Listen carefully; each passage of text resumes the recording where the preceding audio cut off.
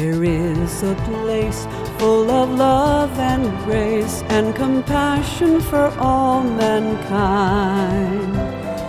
No need to fear, for all are welcome here. We only seek peace of mind. White sand, white sand, white sand, white sand, white sand. As you walk through the grounds, pay close attention to the sound of what the wind whispers to the trees.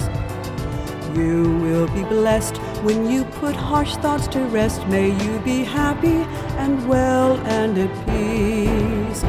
White sand,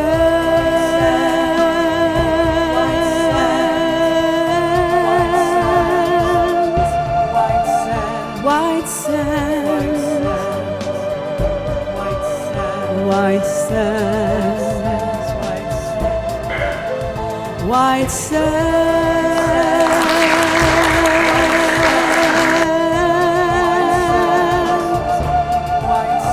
White sand, white sand, white sand, white sand, white sand, white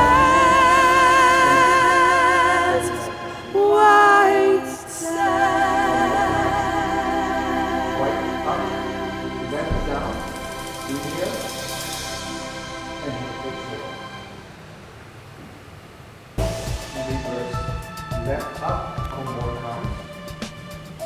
Right up, left down. Stretch. One more. Left up, right down. There is a place full of love and grace and compassion for all mankind. No need to fear, for all are welcome here. We only seek peace of mind. White sand,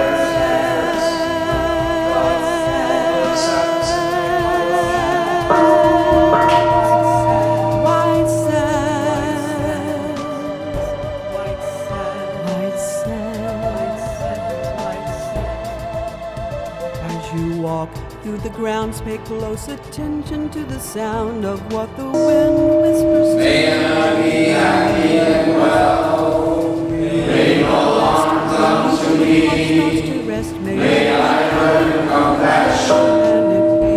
May all my friends, family, and those I love be happy and well. May no harm come to them.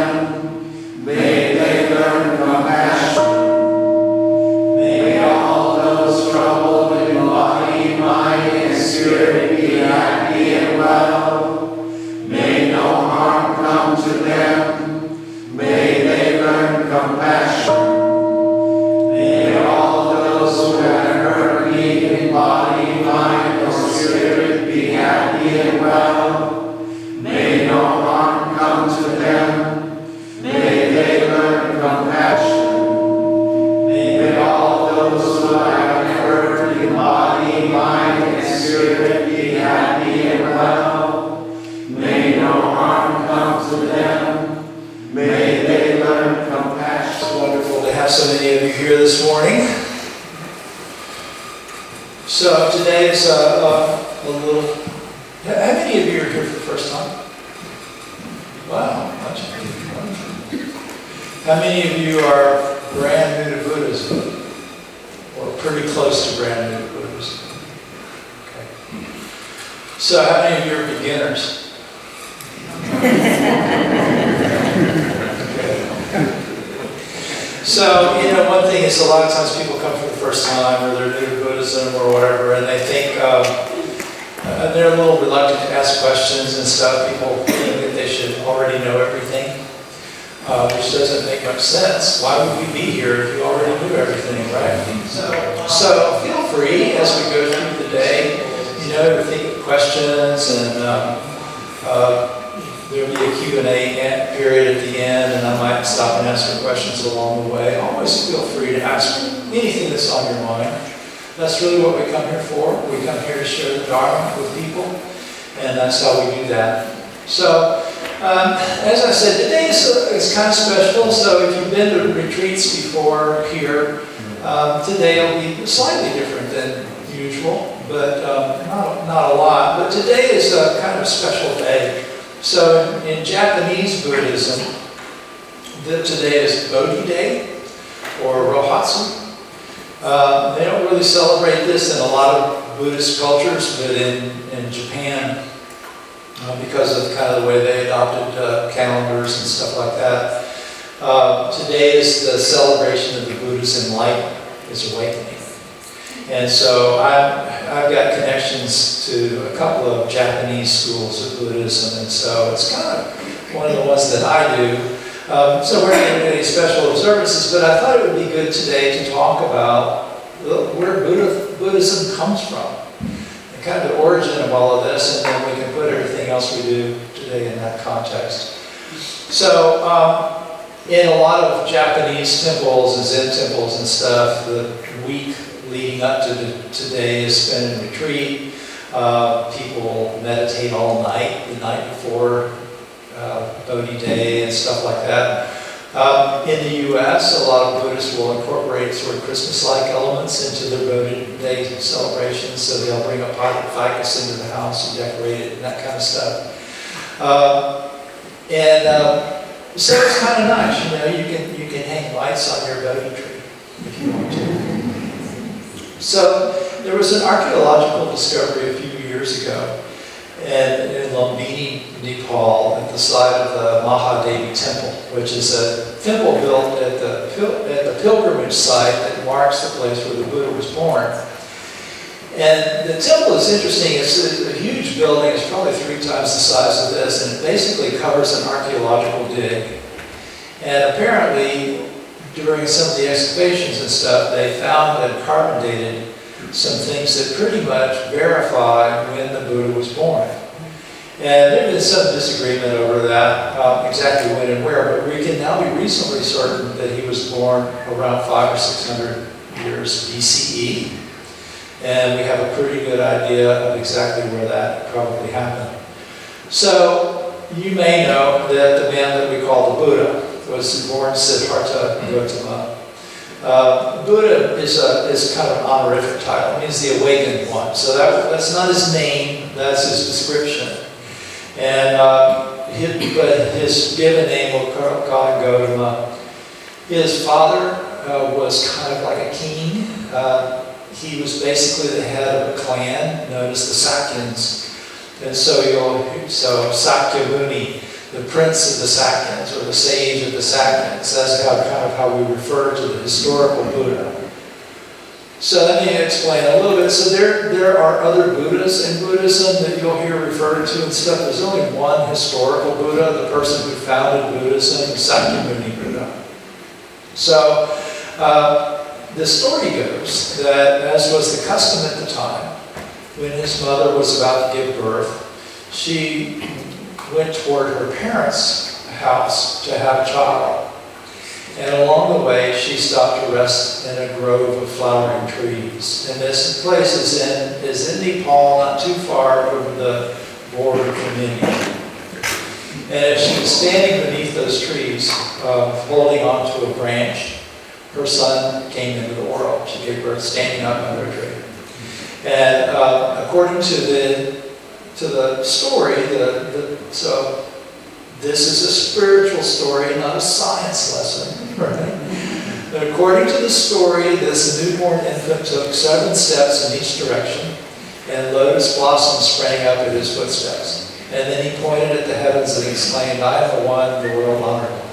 So if you look at the statue out there of the infant Buddha, that's what you see. Is this newborn baby standing up on, like a full-grown man pointing at the sky and saying, I'm in, right? So the heavenly beings, the gods and devas, were exultant about this miraculous birth.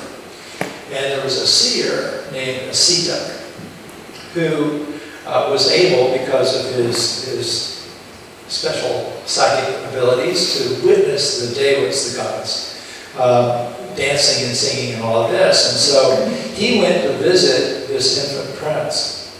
And when Gautama was brought to him for a blessing, Asita was immediately aware of his importance. He saw that this was somebody really special. And as he was looking at this baby, he began to weep. And the Sakyans, the kinsmen who were gathered around, were very concerned about that. And they said, "Is there danger for our prince?" And he said, "No, I don't foresee him any harm." And he said, "But as for me, my life has no long remainder." In other words, I'm not going to live much longer. So I won't get to hear the Dharma of this one who is the peerless Savior, and that's why I'm stricken, afflicted, and pained. So his father invited 107 other holy men, so 108 altogether, to come and bless the prince and make predictions about his future. And most of them said that he would either grow up to be a great king who would unite all of India, or, as Asita had said, he would be a great religious leader who would liberate all beings. Well, his father, the king, wasn't too crazy about this religious leader idea. He wanted him to be a great political leader, and so he raised him in luxury and privilege. And later the Buddha would talk about this, and he said he lived in a state of total refinement. His father gave him 3 palaces to live in, one for each of the kind of the seasons in India. And said, my father even had lotus ponds made in each palace. One where red lotuses bloomed, one where white lotuses bloomed, one where blue lotuses bloomed. He had sandalwood perfume. His clothing was of the finest materials. There were people who followed him around all the time, holding a sunshade over him, to constantly protecting him from cold and heat and dust and so on. And during the 4-month rainy season, minstrels and dancers would come in and entertain him. Even his servants got better food than most people got. But there were events that happened that kind of foreshadowed his interest in the holy life. For example, there was a kind of one pivotal moment in his life when he was a child. And at the beginning of the growing season, so at the beginning of the rainy season, basically in India they'll plow up fields, and then the rains come and everything sort of floods, and this is how the rice gets started. And at the beginning of the planting season, his father would preside over this ceremonial groundbreaking. And so Gautama's attendants took him to watch this. And they put him down in the shade of a tree to watch as his father walked behind this ox that was decorated with garlands of flowers and all of that. He was pulling this jewel plow. And all of these attendants were dancing and singing, and everybody was very happy. And so he's watching this, and even as a child, he realized that the ox pulling the plow was not so happy. He wasn't having a very good time at all. And as the ground was opening up for the planting, it was exposing insects and worms and things like that. And so birds would fly down and eat the insects and worms that were suddenly vulnerable.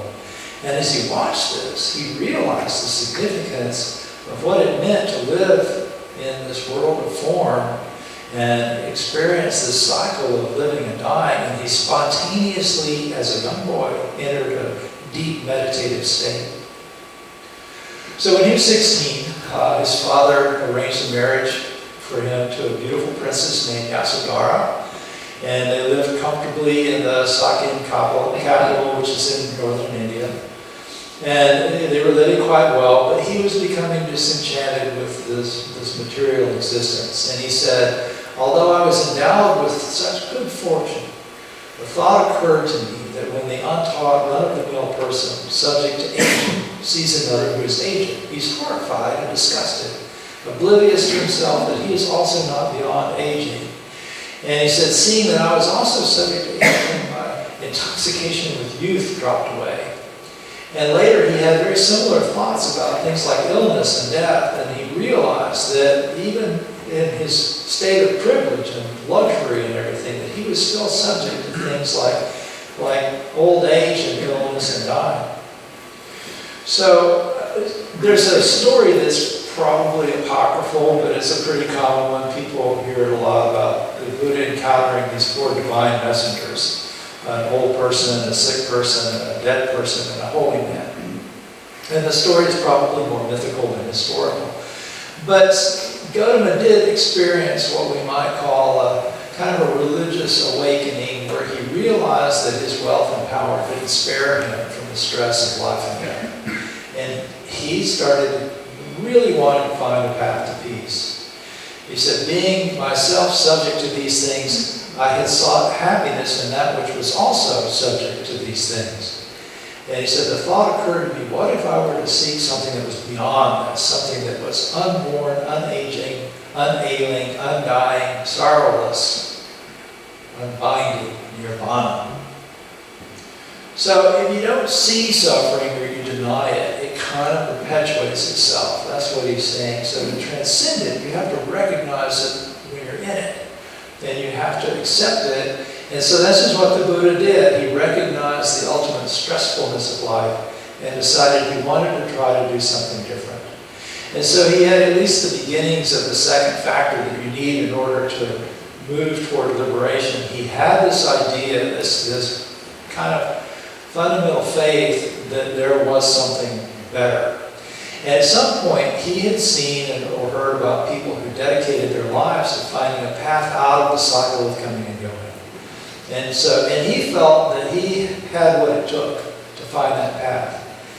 And so at age 29, he saw some holy men walking past the palace, and he decided that he would follow them into a life of holiness. So he had a child.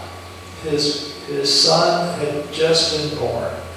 He had named his son Rahula, which means fetter, because he saw him as tying him to this material existence.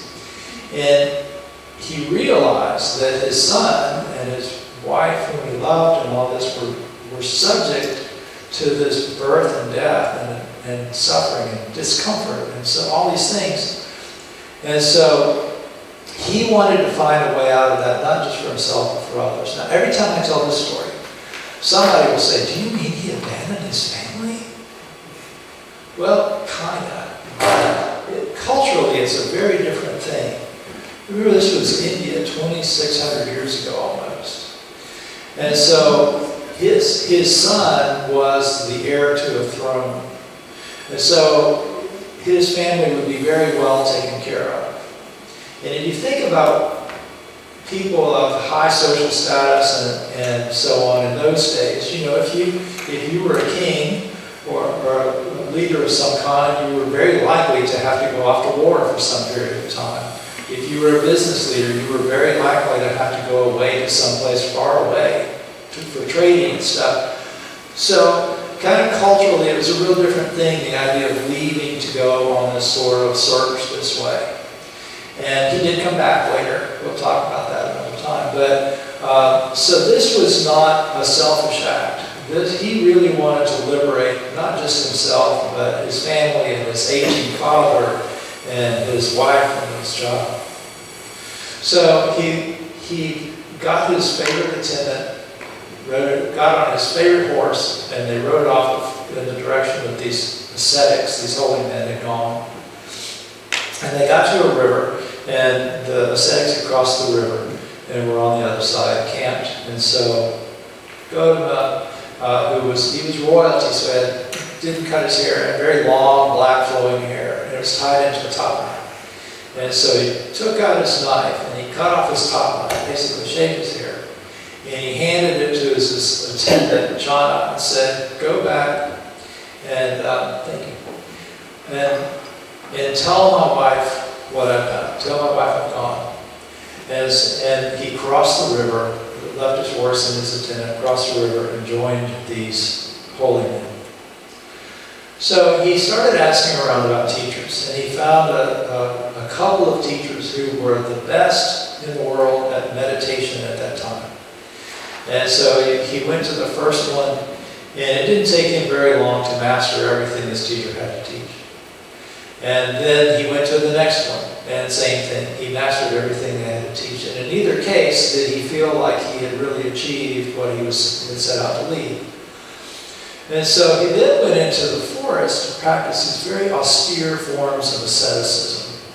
So it's kind of hard to explain what that means, but the idea was that if you deprived yourself enough physically, that you would, because you weren't creating new karma, you wouldn't be subject to rebirth, and that was what they were trying to do. And so he learned to do things like stand on one leg for long periods and stare at the sun for a long period of time, and he practically starved himself to death. He got to the point where he was living on just a few grains of rice and a few drops of water a day.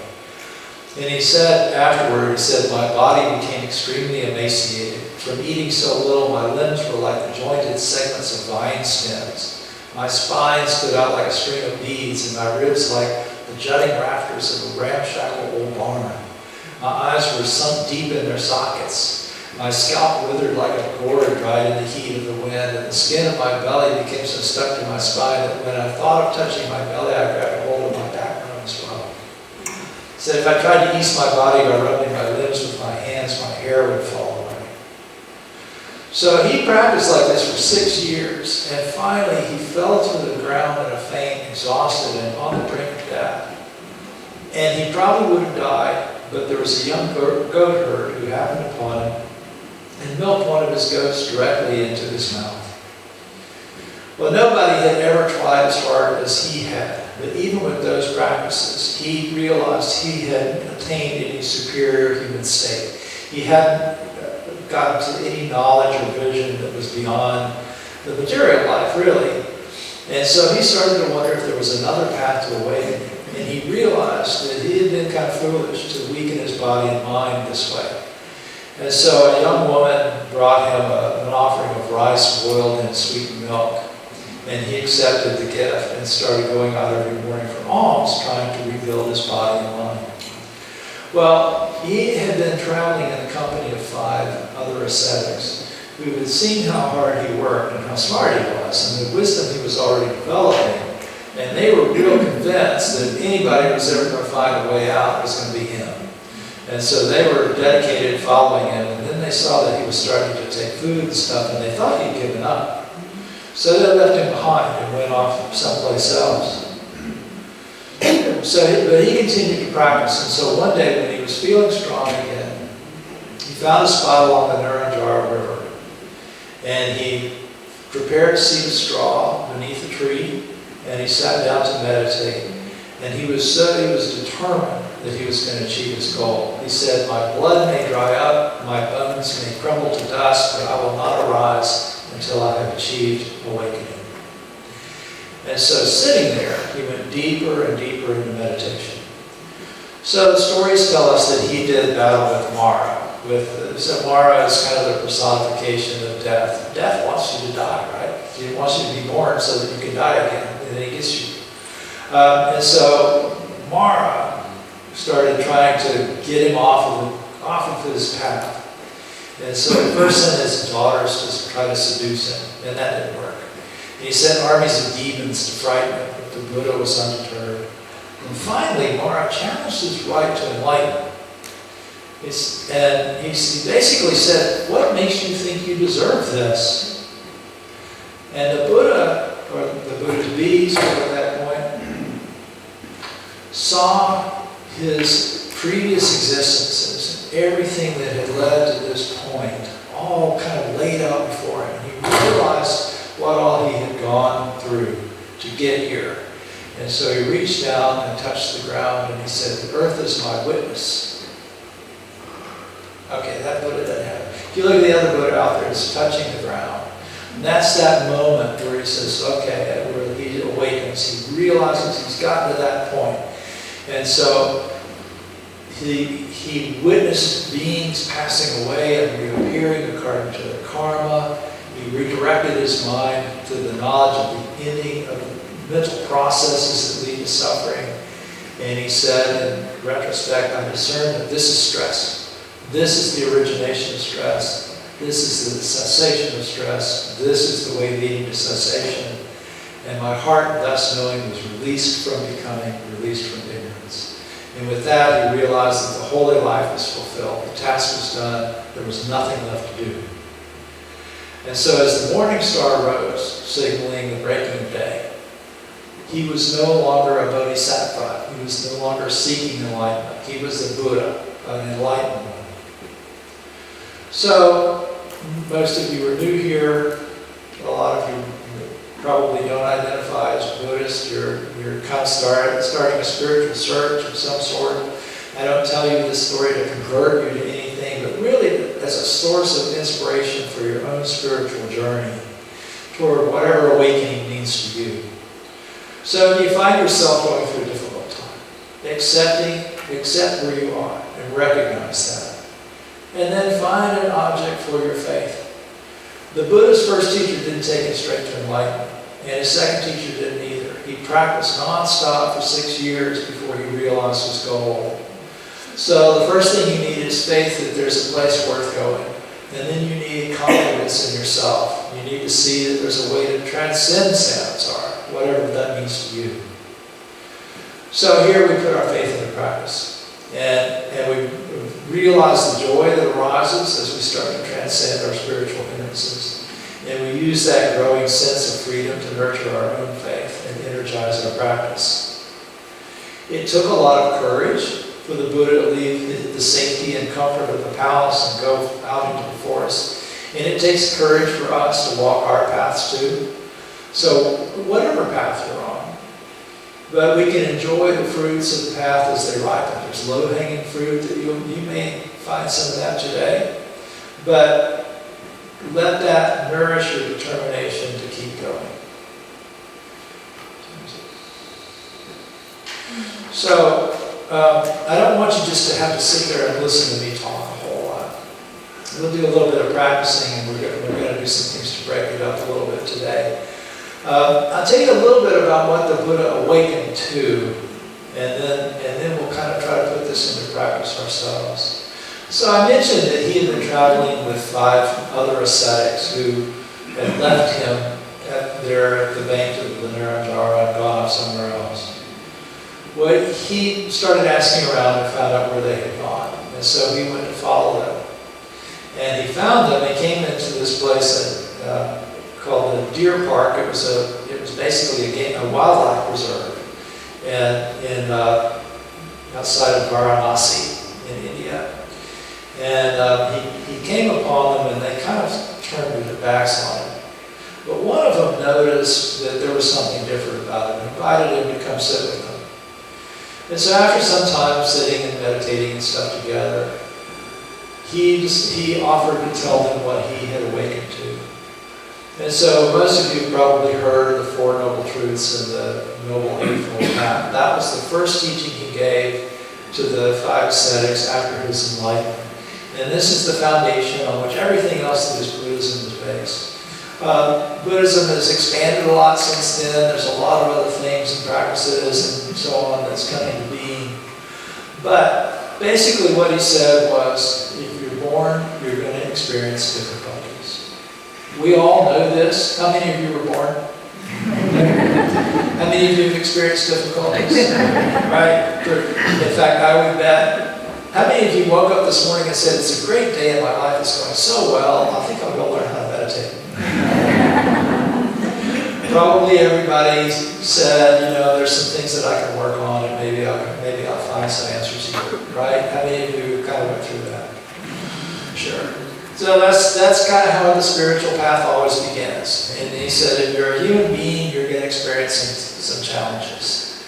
And then he said, we tend to look in the wrong place for the solutions because we look in the wrong places to try to figure out what the causes are. And so the second truth is that the suffering is generally caused by the way the mind engages with what happens. That's noble truth number 2. Noble truth number 3 is that if you want to do something about your suffering, you have to do something about what happens in your mind. And so there's a path of practice, and there is a way to transcend at least some of the suffering we experience.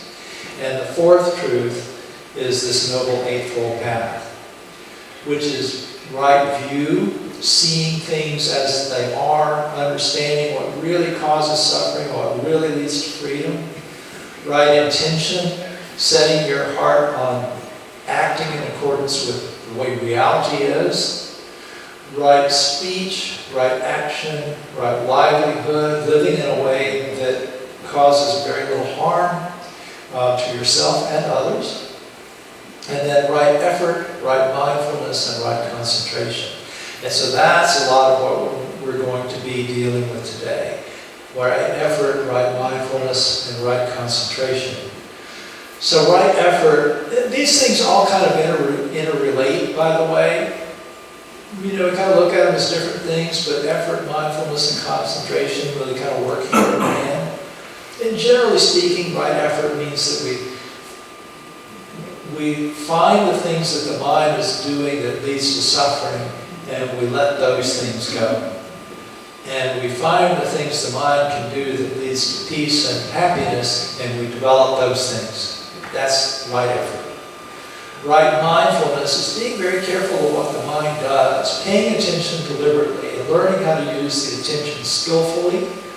And right concentration really means setting your mind on the right path, on the right thing. So when we're practicing that in meditation, you know, we find an appropriate meditation object. So I'm going to suggest now that we go ahead and do a little bit of meditation just to kind of get that started. How many of you came here to learn how to meditate? Anybody who didn't come here to learn how to meditate? Lunch.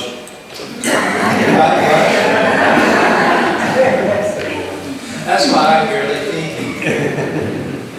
We're actually going to talk a little bit today about eating mindfully, which I'm looking forward to that. The young nun, the young Sukho, is going to talk about mindful eating in a little while. It'll be a good thing. So, you've probably been sitting for a while. You want to stand up and stretch a little bit before you sit some more? Probably not a bad idea. You want to guide a couple of little short stretching things for meditation?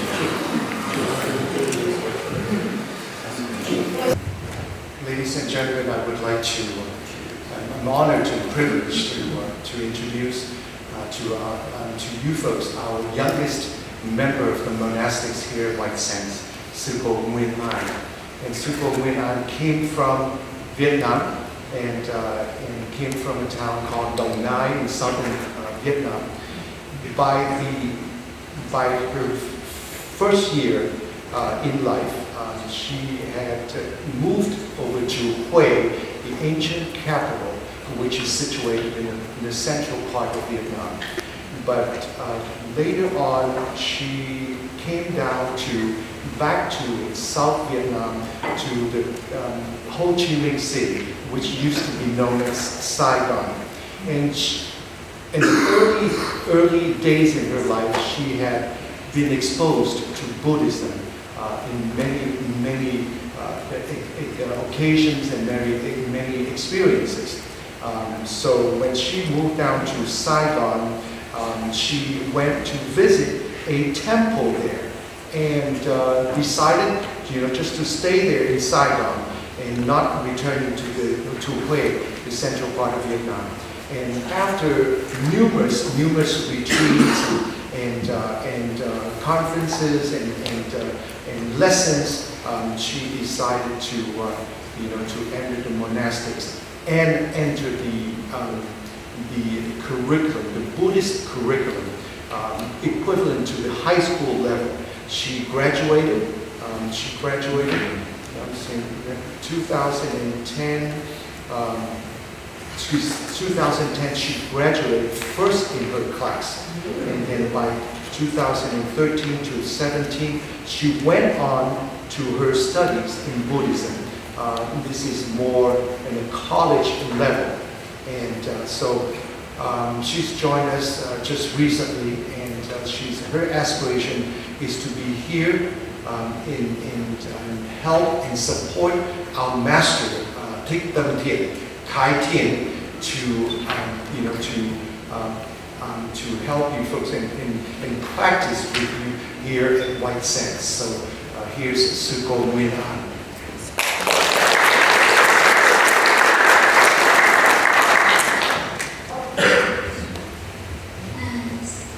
Xin chào tất cả mọi người. Hôm nay là khóa tu của tháng 12. Cô có một chút kinh nghiệm về phương pháp năm chánh niệm xin được chia sẻ với mọi người. Well, greetings to all.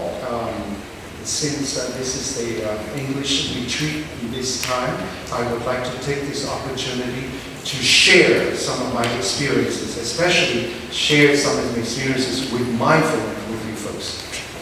Bởi vì một chút xíu ở đây là mình sẽ có bữa ăn cơm trong chánh điện tại ngoài giảng đường ở ngoài kia.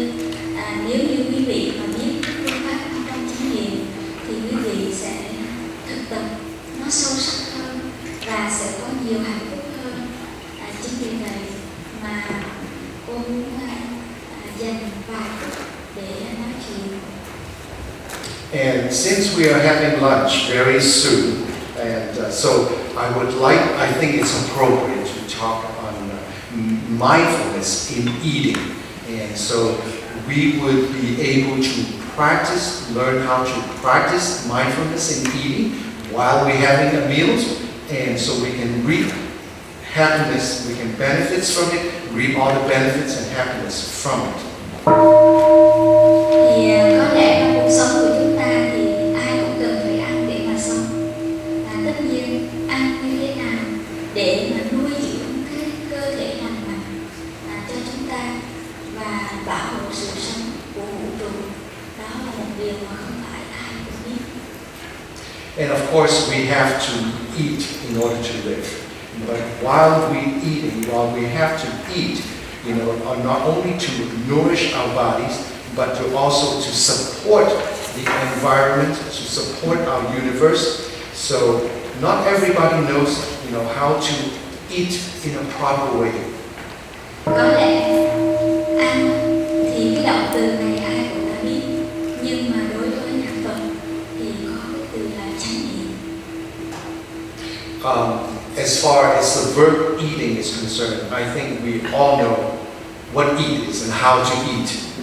But according to our, us Buddhists, we combine mindfulness with the action of eating. Chánh có nghĩa là chân chánh, là sự đúng đắn, là sự chân thật. Còn niệm có nghĩa là sự nhớ nghĩ. Nói tóm lại, chánh niệm là sự nhớ nghĩ chân chánh, đúng đắn, là không hư vọng. In Vietnamese, the concept or idea of mindfulness are made up of two words. Chánh, as Sư cô said, means right or the proper way of doing things. And niệm is a memory, is a thought, is a notion. And mindfulness can be defined as the right thought or understanding or seeing a certain phenomenon as they really are, not as what we think they are, just the opposite of an illusion. Và theo quan điểm của tôi cũng như mọi người trong Phật giáo thì ăn cũng là một sự thiền tập. Chính vì vậy mà khi chúng ta nên cống hiến trọn vẹn sự có mặt của mình cho bữa ăn. In my opinion, eating is a great opportunity for practicing mindfulness.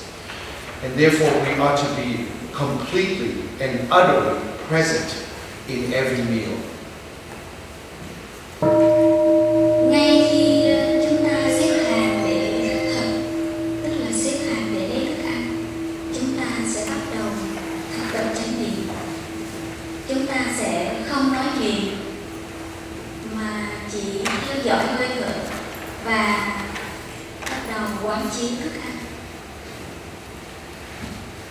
The mindfulness start right when you start when you stand in line to gather your foods at lunch in a little bit. And mindfulness starts from that moment on while you're in line, from the moment we gather our foods. We will keep silence and only be mindful of our breaths and practice contemplating on the nutrition placed in front of us. Bởi vì trong thức ăn có rất nhiều yếu tố, có thể là thường ngày chúng ta không có nhìn thấy được, không có cơ hội để nhìn thấy.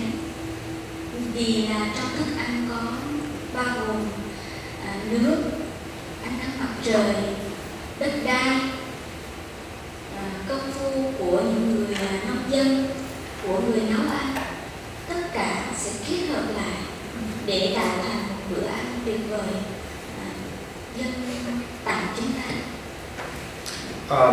Not many of us contemplate on the numerous elements that come together to bring us or to offer that delicious meal or delicious food in front of us. The foods placed before us deserves our attention and contemplation because they contain numerous elements within them.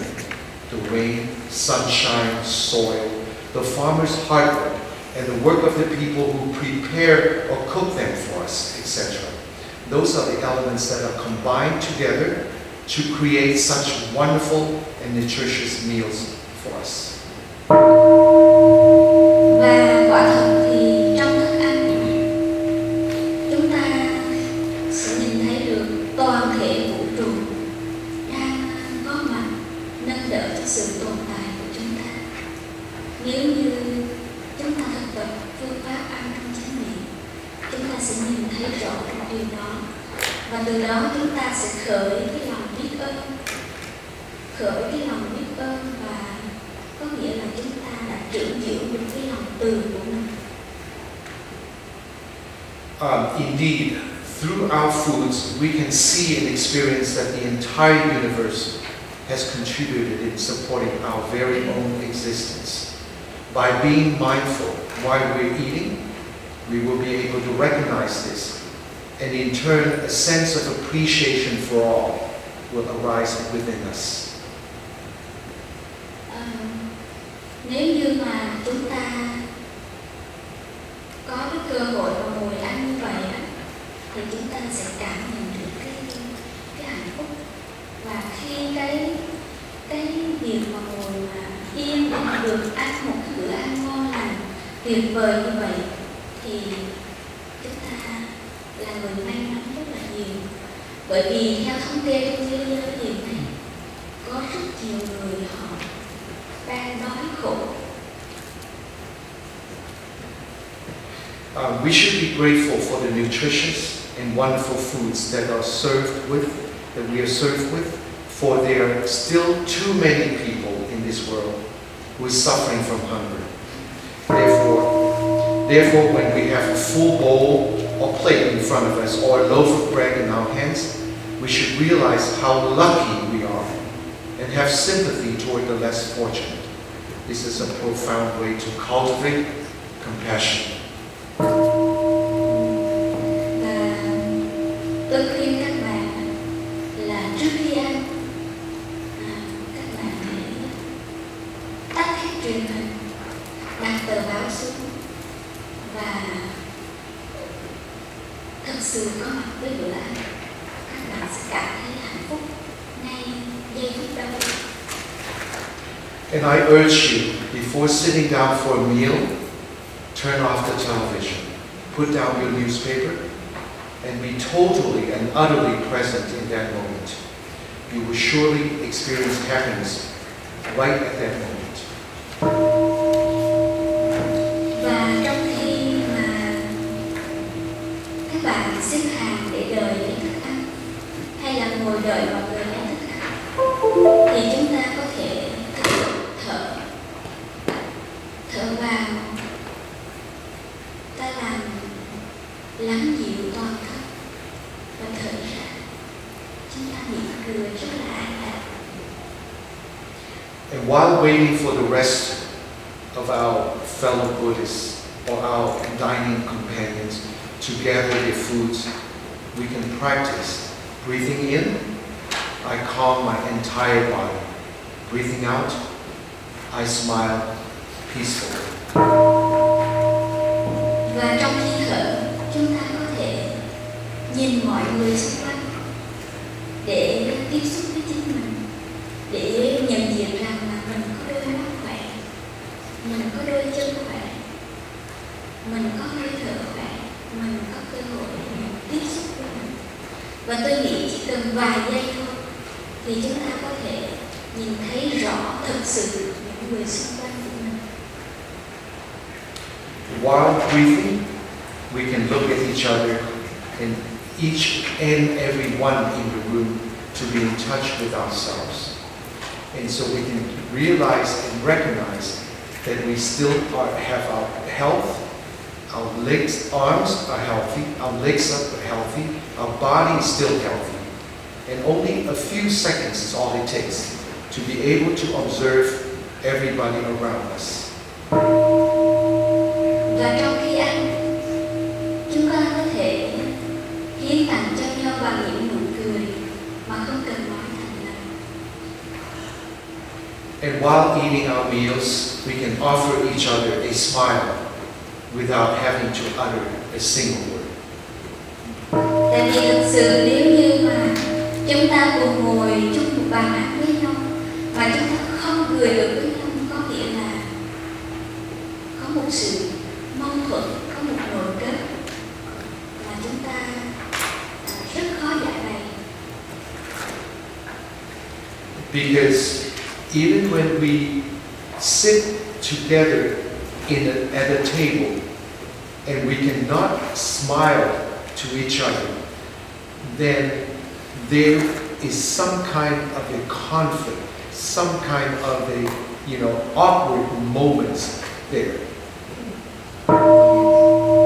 Và sau khi ăn xong thì bát của mình đã bơi, bụng đã no rồi, thì chúng ta lại tiếp tục dành vài giây để quán chiếu thức ăn, để khởi lên cái lòng biết ơn của mình đối với thức ăn. Nhờ nó mà chúng ta có thể tiếp tục đi trên con đường hiểu và thương này. And after finishing our meals, our bowls, our plates are now empty. Our stomachs are now full. Let's take a few short moments to develop our sense of gratitude toward the foods we have just had. Because of them, we can continue on this journey of empathy and love. Tôi thường thực tập 4 câu kệ sau khi ăn. Đó là bát cơm đã bơi, bụng đã no rồi, 4 ơn xin nhân, nguyện sẽ đền bồi. I frequently recite the following 4 verses of a mantra as follows. The bowl of rice is now empty. The stomach is now full. Remember the 4 things I have to be thankful for. I vowed to repay. Tôi xin nói rõ 4 ơn đó là ơn cha mẹ sinh ra ta, ơn thứ hai là ơn tam bảo, đối với quý vị thì có thể nói là ơn thầy cô, ơn thứ ba có thể là ơn đất nước đã đem lại hòa bình cho chúng ta, ơn thứ tư là ơn chúng sanh vạn loại. Tất cả chúng sanh vạn vật trên cuộc đời này chúng ta đều phải nhớ ơn. Đó là một cái ơn. And the four things that I refer to that we need to be thankful for are, first of all, our parents. And as far as I'm concerned, the second thing to be thankful for is the 3 jewels. 3 jewels, as in Buddha, Dharma, and the Sangha. But for some of you folks, it could be your teachers, who have lead or guide you through life. The third thing that I want to be thankful for is our country. And the fourth thing is all sentient beings. Tôi cũng xin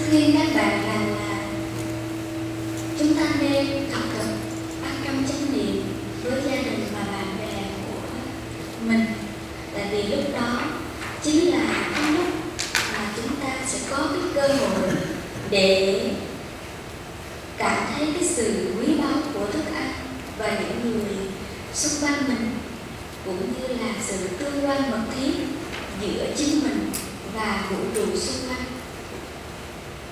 I urge you to practice mindfulness in each and every meal, whether it be with your family or friends, because those are the moments when you can acknowledge the true value of food itself and appreciate the people around you and the intimate correlation between the universe and us.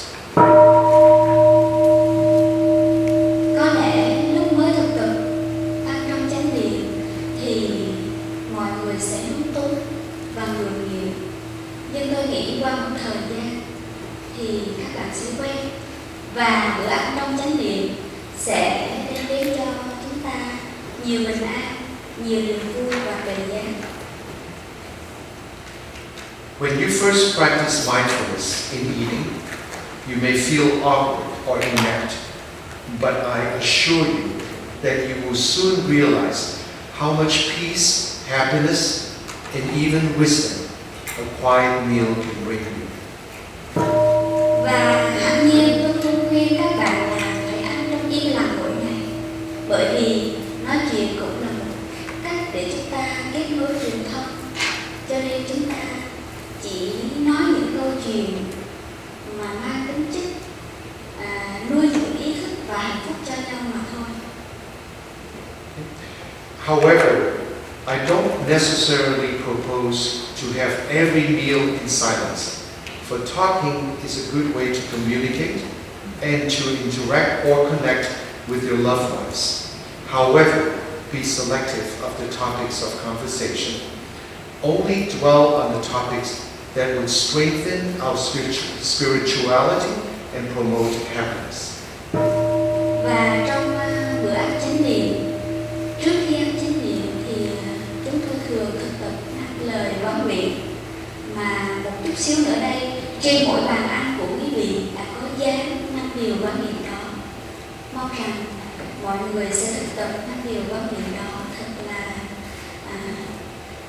ý nghĩa, tinh tấn và có ý nghĩa cho quý vị, không những ở tại nơi này mà khi về nhà, về nơi trụ xứ của quý vị cũng thực tập được 5 điều quán niệm đó. And I would also urge you to practice the 5 contemplations that I practice on a daily basis, which will be placed, the 5 contemplations here I'm talking about will be placed on the tables at lunchtime. And so I hope that you will read it and try to learn to practice it diligently, not only here but also at home, so you can benefit from them. Vâng, đó là những lời chia sẻ về phương pháp ăn trong chánh niệm. Tôi đã rút ngắn gọn lại để cách là dễ hiểu nhất. Xin gửi tặng đến tất cả mọi người. Mong rằng buổi trưa hôm nay mọi người sẽ thực tập ăn trong chánh niệm với đầy đủ ý nghĩa nhất. Yes, that's all I have in sharing the mindfulness in eating with you folks. And I hope you do enjoy your lunch today, and hopefully, and I do hope that you will benefit tremendously from your practice.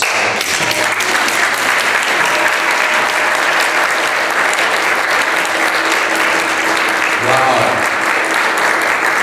What do you think? Beautiful.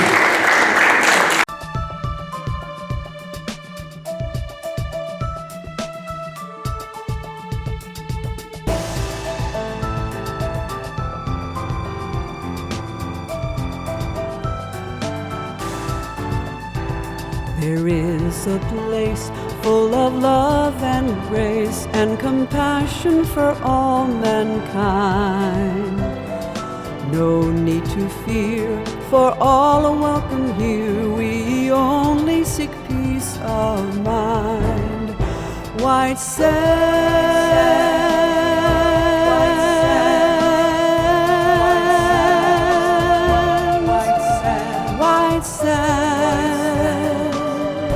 white sand. As you walk through the grounds, pay close attention to the sound of what the wind whispers to the trees. You will be blessed when you put harsh thoughts to rest. May you be happy and well and at peace. White sand. Let's sing the song together. Right? Let's celebrate birthday, okay? Happy birthday to you. Happy birthday to you. Happy birthday, dear James. Happy birthday to you.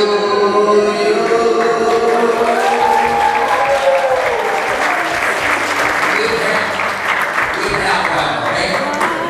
Oh, 37. That's a beautiful age, right? Okay. Thank you very much. Let's get together real quick as we try to get a group picture together. Right? Yeah, let's line up in front of the altar here.